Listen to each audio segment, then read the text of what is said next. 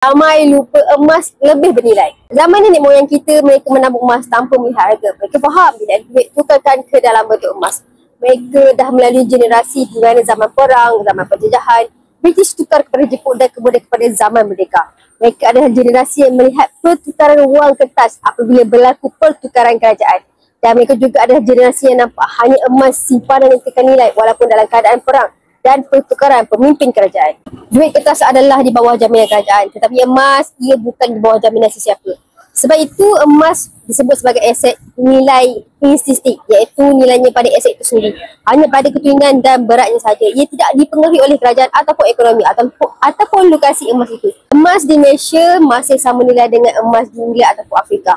Ramai yang lupa emas ini sebenarnya lebih bernilai dari wang fiat. Dan mereka lupa emas memegang nilai kekayaan sebenar, bukannya wang. Bagi yang ingin mengalihkan sebagai simpanan wang fiat anda ke dalam bentuk emas, boleh rujuk pin video saya 5 langkah mudah untuk mulakan simpanan emas bersama Bank Gold. Design your future with Gold.